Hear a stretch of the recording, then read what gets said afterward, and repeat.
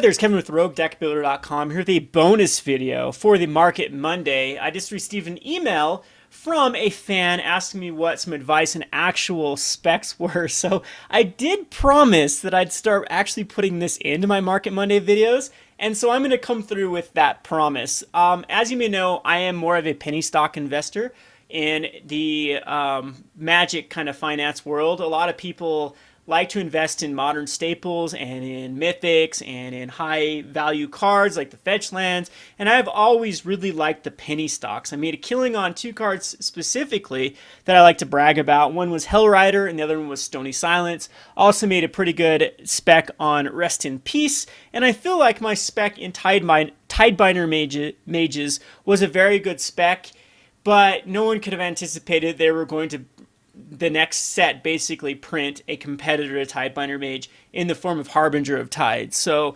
again, you can't. At the time, Tidebinder Mage was the best one for that slot. It shut down cards like Monastery Swiftspear and Tarmogoyf until it was dealt with, and was a really good 4-of staple in the modern Merfolk. It has actually even seen some legacy play. Anywho, so basically the fan sent me an email, said, I've been following your YouTube and you always say you like penny stocks. I was wondering what you'd recommend invest in for at least 2 years. So right now, I actually think that like Constant Arcare might be a better, cons through Fate, even M15 might be a little bit better place to pick up specs that you want to have a faster growth. But the problem with that is it's a lot harder to find those trades.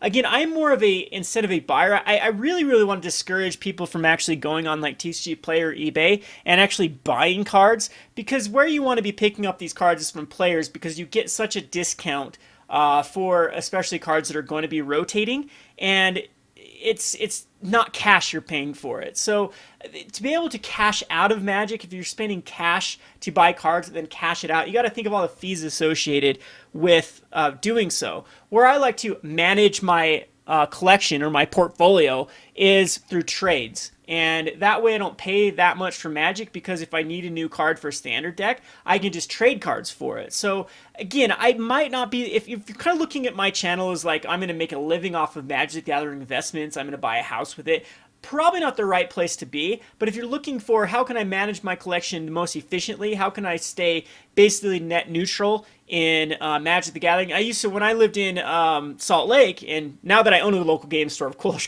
I'm going to be up because I have that advantage of being the market. But when I lived up in Salt Lake in a highly competitive place with lots of huge game stores, how I would do so is just by trading FNMs and bigger tournaments, like before an FNM started. And I was able to take like a really low collection, I'd say around maybe $500,000, and turn it into an $8,000 collection just through smart investments and smart trades. And then, as many of you may know, my collection was stolen. The $8,000 collection was stolen, and I recovered by making savvy trades again off of like rotated cards or cards that were from a set that weren't being played, and new rotation. It just, like Hellrider was a perfect example. I spec'd hard into Hellrider when they were down to 50 cents, and then they went up to $8 to $12, and I started trading them off. The funniest thing about Hellriders is I literally traded Hellriders back to some of the people that traded them to me. I remember them commenting like, I can't believe I'm doing this, I should have held on to this. So also, one little trick with just psychology of trades. When you go and sit down with a player, that player wants to make a trade. It's part of the fun part of Magic the Gathering. It's part of the experience. It's called a collectible card game. It's a trading card game. So you want to trade. Again, part of the huge experience. So if you sit down with a player, they're more than likely wanting to make a trade. And this is where you can get a lot of these cards as throw-ins, these dollar and under cards. And they literally didn't cost you anything. They were just like perks to, so say you want to trade a Steam Vents for a Windswept Heath. Those are kind of on the same price guide. And so it's like, oh, well, I don't know, I'm using, how you do is like, well, I'm using my Steam Vents, I don't really need the Windburst Hides. What can you throw in this, and that, throw in two Harbinger of Tides? Sure, these are just collecting dust in my trade binder. Sure. That's how I made a killing on just trading up in Magic the Gathering. So anyway, the fan says, what do you recommend in the next 2 years? So I usually like to pick a set, and I don't like to pick the sets that were overprinted. So Dragons, we have to really, if anyone has the numbers on, I know Magic Origins went out of stock before Dragons did. Currently they both are. You can't get either of them from Wizards of the Coast. But Origins, I haven't been able to get from Wizards of the Coast for quite a while now. But if you look around the internet, you can still find boxes for like $80 pretty easily. I think Cool Stuff has them at 85. I could be wrong there, but Origins, especially with Jace falling down under $30, has very little value in it. As far as so you can see here, the value of the set of Origins is down under $175. It's only really profitable around the $225 and up for one of these sets that has 16 mythics and over 50 rares. And it's really profitable when it starts getting above the $250 mark. So right now at $175, everything is extremely low. And the reason why I picked Origins is it's a summer set, which traditionally is open the least. So I think if you compare it to Dragons, I think Origins has probably been open way less than Dragons of Tarkir. And they just printed more Dragons to begin with. That's why it didn't go out of stock. So I really love Origins. I think all of the Planeswalker mythics are really powerful and casual favorites because they're kind of one of a kind. They're these creatures that flip into Planeswalkers so they can be used as commanders. So even if you invest in Magic Origins boxes, I don't think that's a bad investment. I actually like it better than Khans of Tarkir just because of just the amount of cards in here that I believe are playable, and one of them is going to hit big in the modern scene. There's so many of these cards. I was just going through the list of cards that have been played in modern, and it's higher than most sets by far. Liliana Heretic Healer's been played in modern. Nis has been played in modern. Jace has been played in modern. All of them. Kytheon has been played in some modern decks before. Days Undoing has. So, I mean, just like that, these big mythics have more potential outside of their standard. So, anyway, I responded with the Origins cards I like specifically after rotations are one that are currently seeing play in modern in mass quantities. The two cards that I really like, which are no-brainer, but I do believe both of them were in the intro packs. I could be wrong about Harbinger of the Tides, but Pia and Kiran Nalar was an intro deck, so that's what's kind of keeping the price down for Pia and Kiran Nalar. This is a little bit of a card that is more personal to me because it's a card that I play with quite extensively. If you go back to a video I did with Morton, the Ace of Scred Red, we are up to a 4 of Pia and Kiran Nalar and Scred Red, and is by far the best card in the deck. It is better than Koth. In fact, if you were still to go into a red control shell, it is the card you want your go-to card. I just played in 2 standard modern competitive leagues and went 4-1 2 times in a row. And one of my losses was just Mold of Fives, and the only legitimate loss in that 10 games was against Blue Moon. And Blue Moon had 4 Pia and Kiran Nalars, and it was just a pain for me to get rid of the Pia and Kiran Nalars before they were able to just control the board and out-card advantage me. Scred Red and Blue Moon are very similar, other than Blue Moon has cards like Snapcaster Mage to get card advantage, and then some other cool things that Blue adds to the table, like Cryptic Commands and Vidalcan Shackles and whatnot. So anyway, Pia and Kiran Nalar is a 4 of in the Blue Moon list. It is also a 4 of in Scred Red, and just an insanely powerful card in Modern, because the go-wide strategy in Modern seems to be really good. And in a control-based shell, this is exactly what a card wants to do, is spread 4 power and toughness off three different targets, and then have this ability to actually do 2 damage by sacking one of them. Plus, these Pia and Kiran Nalar Thopter tokens have flying. They're good against Lingering Souls. It feels very similar to the power level of Lingering Souls. It is insanely good. If you play it, it stabilizes you versus those early stabilizers versus burn and Suicide Zoo and some other. It has the Thopters that flying so they can block infect creatures. The Thopters are colors so they can block etched champions. Card is just insanely powerful. I think that $1.32 is, of course, way low for this card. I think it's still going to go down. So just keep in mind, I don't know if this is the right time to invest. This is how you invest, though. You just go to those players that they're rotating. They're like, okay, here, I've got all these shiny new Kaladesh cards that they want. They're salivating over, that are overpriced. If you can go watch my video I just barely posted. And you can say, okay, I'll trade you this rare for 4 Pia and Kiran Nalars. Trust me, that $5 rare from Kaladesh is going to go down to 50 cents. It's going to go down to $1. It hasn't been proven yet. A card like Pia and Kiran Nalar has 100% been proven as a modern staple and will hold its value or go up in the next 2 or 3 years. So that's my first one. My second one is going to be the Harbinger of Tides, which is down to $1. Harbinger of Tides has seen four of in a lot of Merfolk deck, which is always a tier 2 deck. It's been like the consistent tier 2 deck of Modern since the inception of Modern. I actually think Merfolk took a while actually to gain popularity. A lot of people that play Merfolk are pretty much fanboys of the deck. They're going to play it no matter if it's good or not. Just it can do some very swingy things. Like you can be so far behind and then Merfolk can just take the game with just a few activations of a vial and then cast another card, and all of a sudden you got 4/4 Mutavaults attacking in.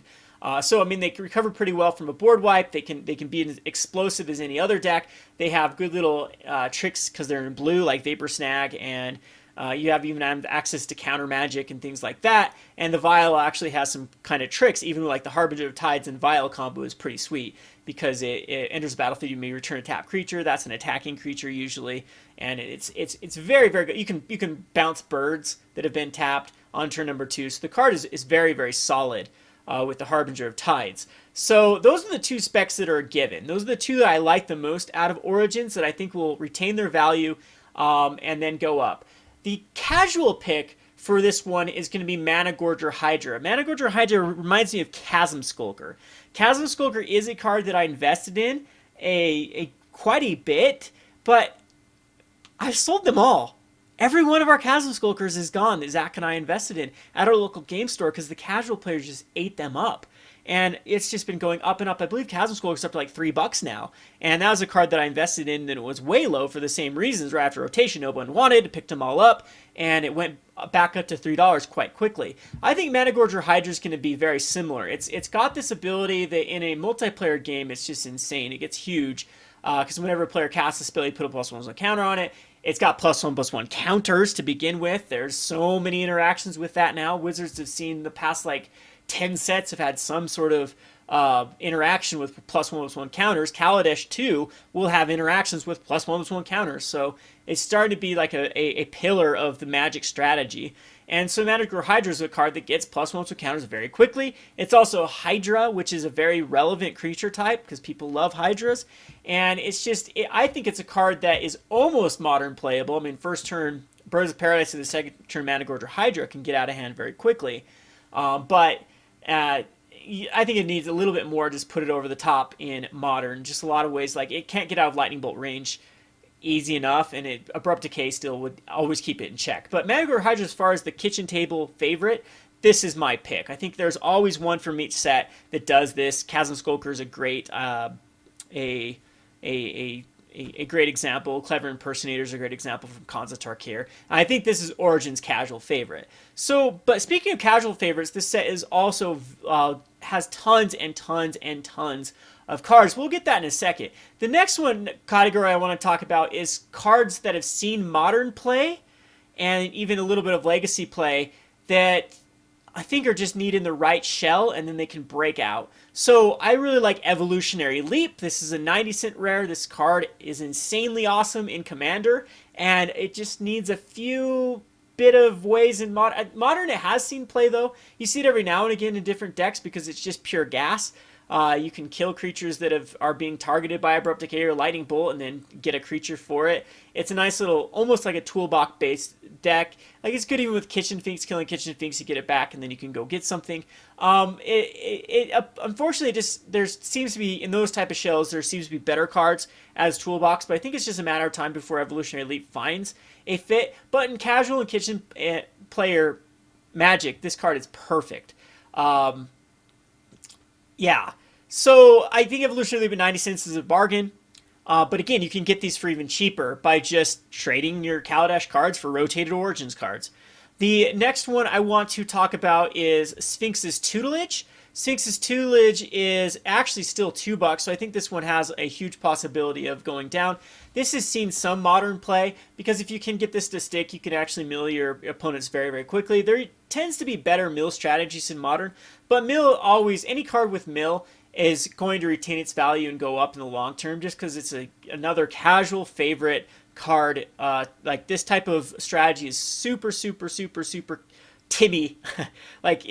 Timmy catnip is mill. Like, every Timmy loves mill. I swear, I haven't met a Timmy that doesn't have a mill deck. So Anyway, I think Sphinx's Tutelage is a great card just to pick up out of more of people's bulk. Some people might even not know the value of this card at $2. Should come crashing down a little bit more. You can see that it's dropped 7 cents last week, so it should continue to go down in value.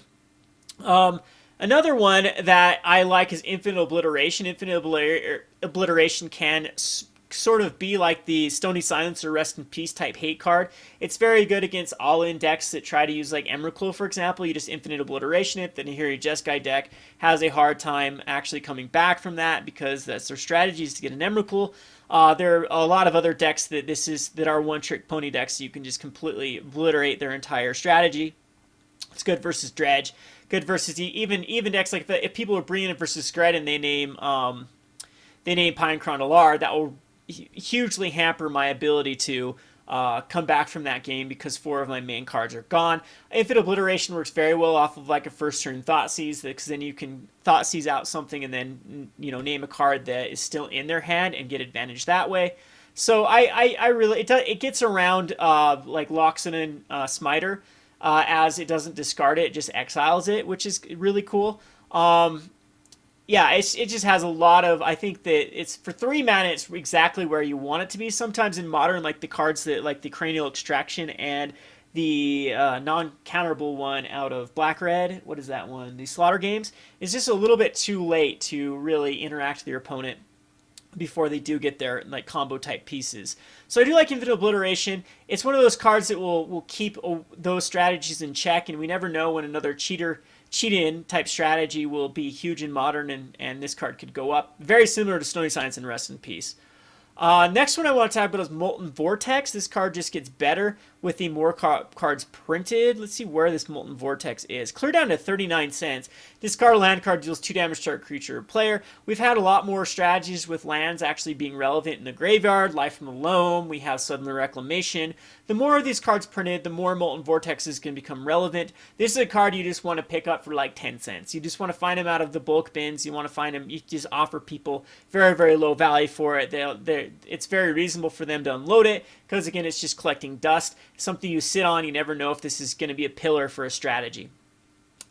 The next card I want to talk about that I think has a little bit of going down, but you should invest in heavily is Dark Petition. Tutors are always very good cards in limited, or not limited, in Commander. This is also a legacy playable card. Let me repeat that. This is a legacy. Let's just click on it here and I'll show you the decks that it go in. Legacy, Vintage. Doesn't look like it's hit any Modern, but Legacy and Vintage. So the power level of this card is insanely good. So it's proven itself. It's a $2 card, and it hits all. So if it hits Legacy, it hits Commander, it hits Kitchen Table. What else do you want from this card? Tutors, even Diabolical Tutor, if it wouldn't have been reprinted 5 bazillion times, would be an expensive card. So Dark Petition, Spellmaster is going to be a little bit iffy for a reprint too. So I think this is pretty much a card that is safe from reprints in the near future. As this isn't an evergreen mechanic, it's a set specific mechanic with spell mastery. So keep that in mind. The other one I really like, which is kind of like my Stony Silence and my Rest in Peace, is the Hallowed Moonlight. Hallowed Moonlight is a really good card against even like Lingering Souls. It shuts down Nahiri, it shuts down Through the Breach, it shuts down Goryo's Vengeance, it shuts down the Prized Amalgams. There are so many things in Modern this card is really good against, plus it's a cantrip. So you can even justify putting this in the main if there are enough decks, if like 30 to 40% of the metagame is using cards that cheat stuff in or make tokens. Hallowed Moonlight can be used as just counter half of a Lingering Souls, draw a card. Or end of turn, oh, I'm not against a deck that actually does this, okay, I'll just draw a card. That is not a terrible ability for just 2 mana. I think that Hallowed Moonlight will go up. The more cards that actually cheat things in, again, the better this card gets. So Rest in Peace, Stony Silence are great examples of white hate cards that can go up in value. Loxodon, or not Loxodon, the Limited Arbiter is another good example. So I think those are the cards that I think have the most potential out of like Modern-ish and just as have already proven themselves. Those are cards that have already proven themselves. Now we go on to the next category, which is just like casual favorite cards. So every blue commander deck ever that I play right now has a card called Willbreaker. So maybe you want to target foils over regular cards, but Willbreaker is just insanity in so many commander decks. Whenever a creature an opponent controls becomes target of spell or ability control, gain control of that creature for as long as you control Willbreaker.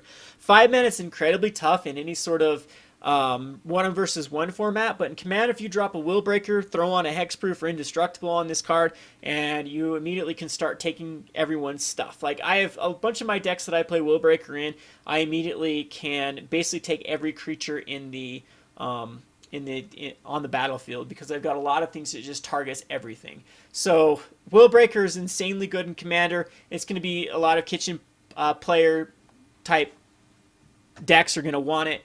This set is just full of similar cards. Flame Shadow Conjuring is another card that I think is a really cool casual card. We have the Sigil of the Empty Thrones, that, mind you, was a $6 card before it got reprinted in Origins. So again, it's seen some play in Modern every now and again in sort of this Enchantress type of deck. In the Pillow Fort, I think is what it's called. It was, people either use Sigil of the Empty Throne or they use the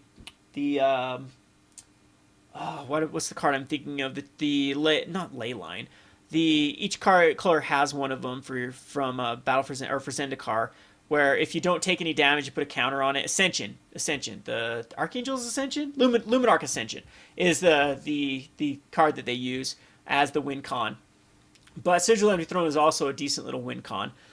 So as far as other cards that are casual favorites, you have Dwynen. Get with any elf, any lord elf is always going to go up. It's same with goblin elves, or goblins, lords are going to go up.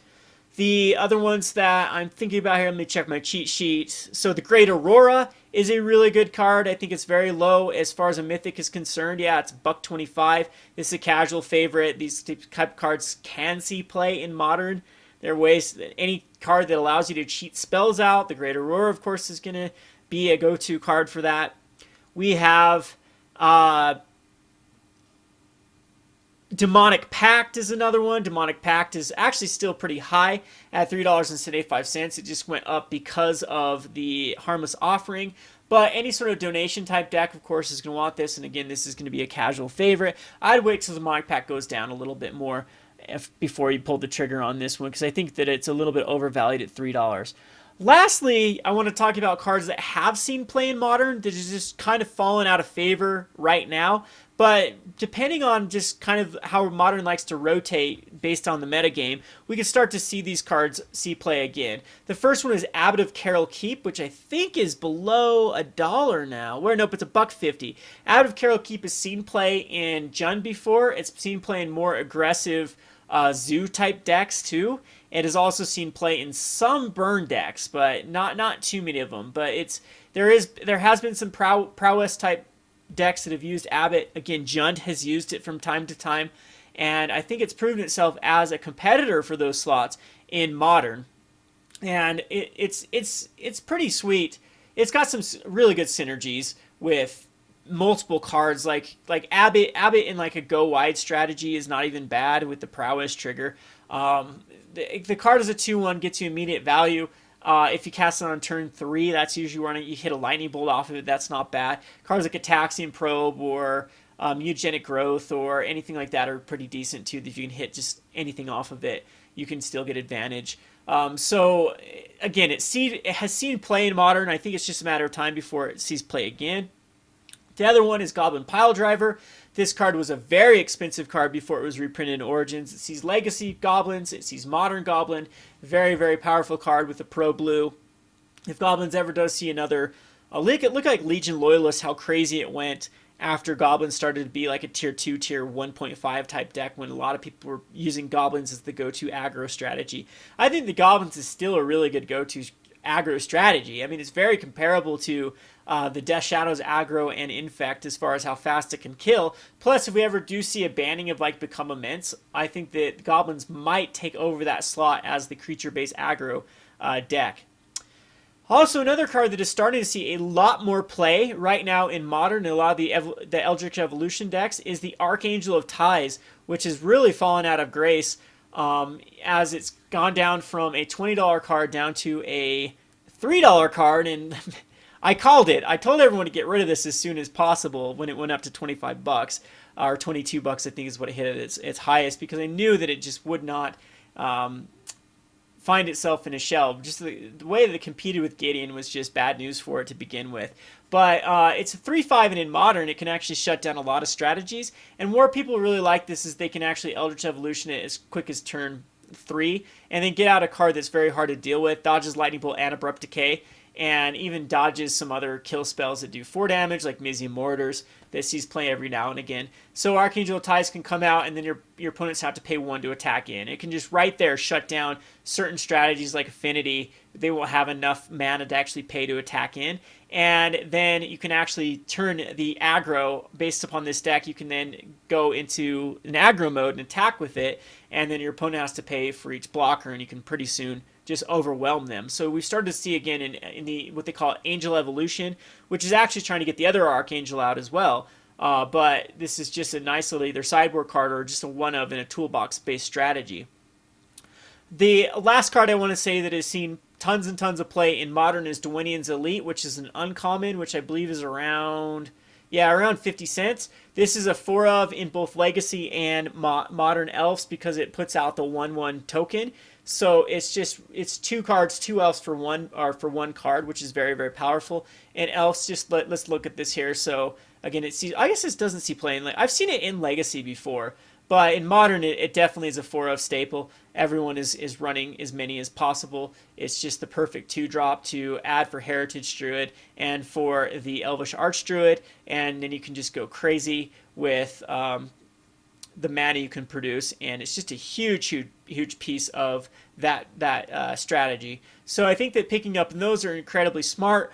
It might just go under the radar for a long time until boom, it gets a price spike. Just imagine like a Grand Prix won by elves, and then everyone wants to build elves, and they have to pick up the elite, and there's just not that much supply out there because it's an uncommon that just rotted in people's bulk. And there you have it. Now you have a $1, $2 card. Very similar to some of these other cards like Young Pyromancer in the past. So I think this is a really good spec. So after that, I think Origins is just packed full of cards that are pretty cool in cube. They're cool just in kitchen play. Like Relic Seeker is a great little card to go fetch up equipments. You have Orbs of Warding, which is a really good commander staple by giving you hexproof and preventing damage. You have just like even the Herald of Pantheon with enchantment creatures. Talent of the Telepath. How did this not see any play in Standard? This card was insanely good in Commander because you can cast some pretty bonkers cards. It is a mill card as well. Just go through the list. Jace's Sanctum, which did see a lot of play in Standard.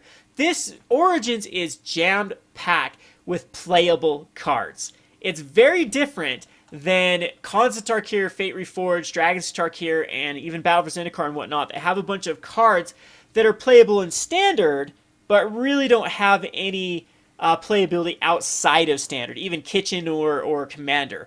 This card is just insane with the amount of cards. This is the set I like. This is the set that I'll be targeting like crazy. And again, you don't want to be targeting at these prices. You want to be targeting these at 50 to 75% off of these prices as throw-ins, as a way to perk up the Kaladesh trades. So be savvy. Just wait with Kaladesh. I know the impulse is there. You want your Standard deck immediately out of Kaladesh. You want all your cards. Build one deck. Just try to build the one deck, or just get by with what you can.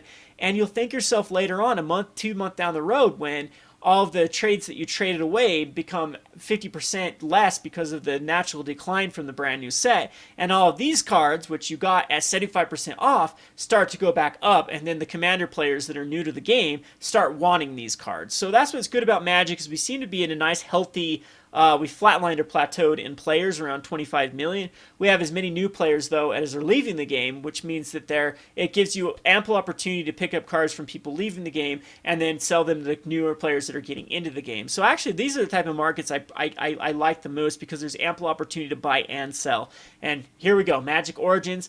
That is my pick for the set to really invest in. Anyway, this has been Kevin with RogueDeckBuilder.com. Thanks for watching.